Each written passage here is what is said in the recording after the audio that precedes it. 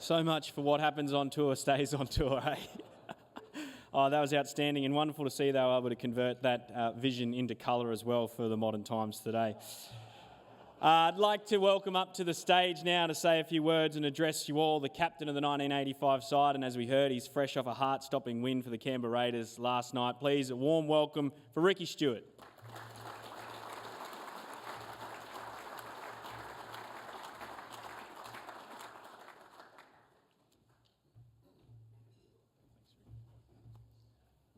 Thank you. My legal advice is that I'm not allowed to mention that Sam Scott Young got his head punched in that night. But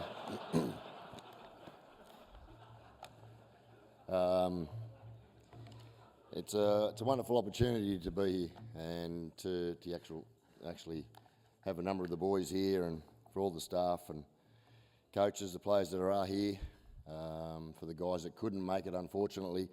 I'm very honoured to be able to speak on your behalf briefly about something that was just an unbelievable experience that we all shared, and the incredible success that we had will be something that I know personally I'll never forget.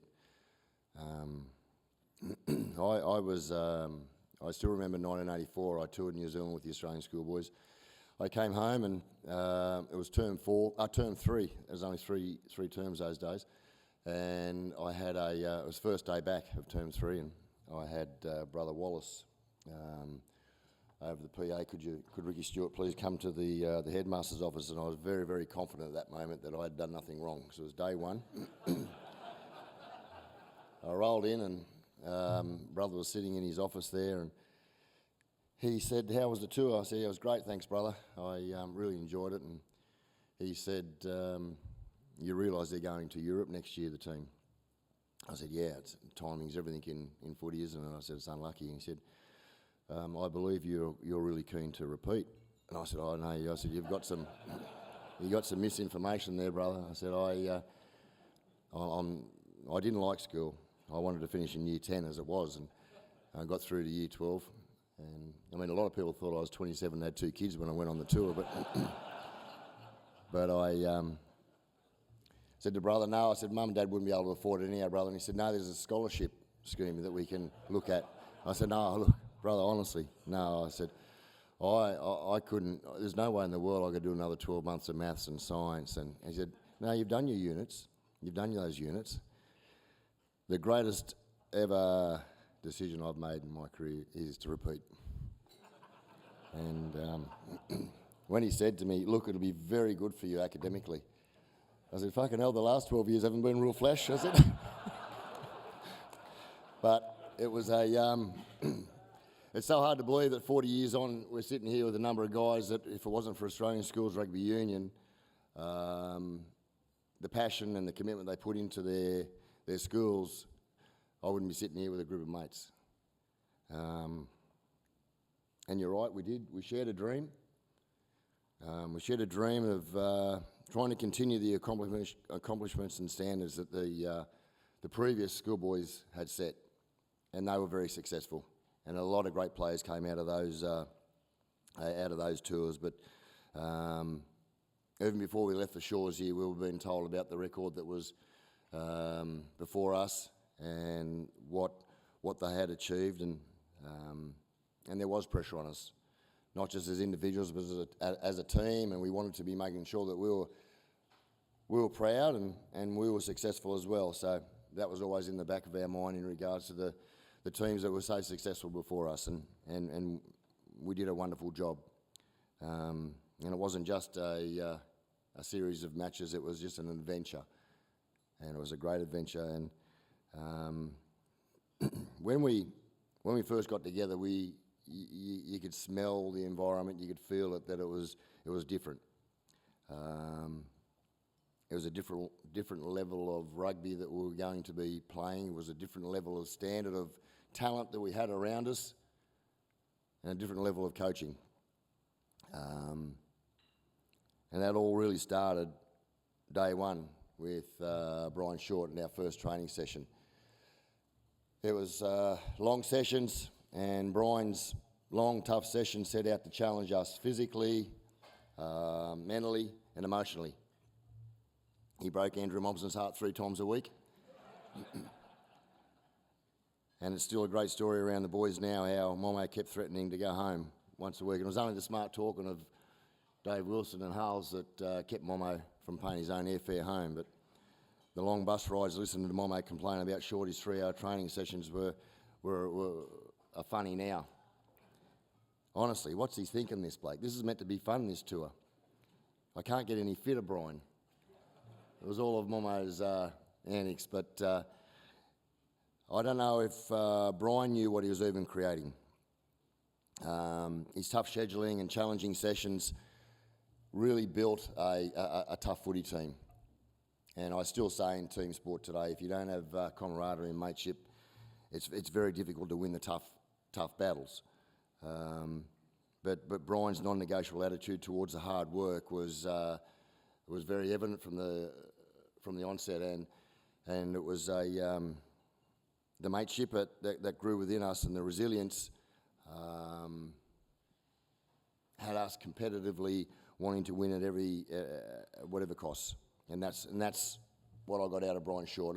I personally think Shorty was a coach who didn't get the opportunity and/or go further in his coaching in regards to the senior ranks of Australian Rugby Union. He was a wonderful coach, and a lot of the work we did was before the time of a lot of other coaches. And I've got to compliment our coaching and our staff in regards to the care and the commitment they put into our team, which is why we're all so friendly today, so much friends today. We had some great experiences. We visited Kensington Palace. There was a wonderful story there where we were all told and were instructed that we had to formally address Prince Charles as Your Royal Highness. And when we were all individually introduced to Prince Charles those days, a nervous Mark Malloy, tight head front rower, said to Prince Charles, he said, "I like your piano there, Charles. Do you play it, mate? Your Highness."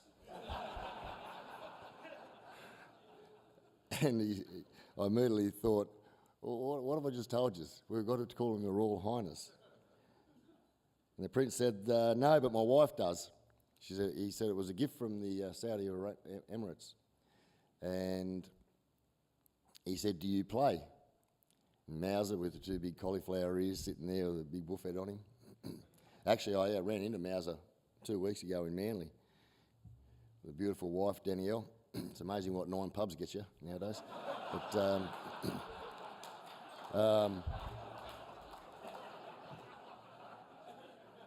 he then asked Mark, do you play? And then Momo sang out, of course he plays.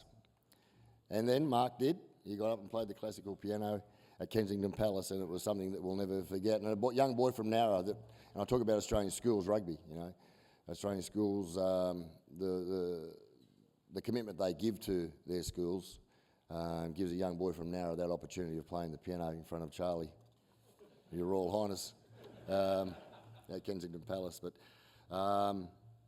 I had the record here talking about our 15 games, and it was a wonderful record.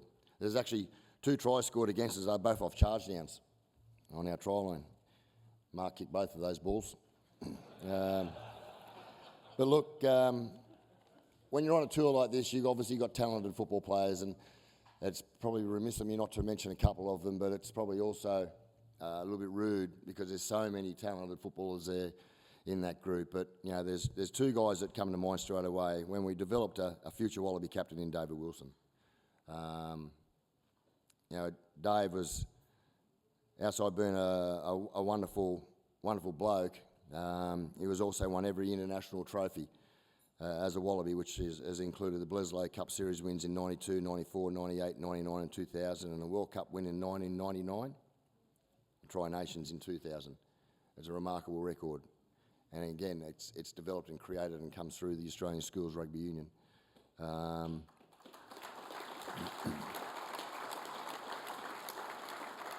I read an article recently from when we were in England. It was in a newspaper, and Craig Harley, Craig's the glue of the whole group. He keeps us all together from a communication point of view, and we all appreciate it, mate.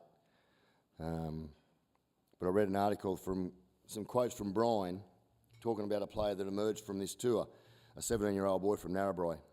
I doubt there's been a 17-year-old boy that has shown the strength and versatility of Scott Goulet. His potential is enormous, and it was. He's a dual international, and now they're just two of many great football players in this squad. I'm very proud of what we achieved. I'm more proud of what we got today. So thank you very much for today's opportunity.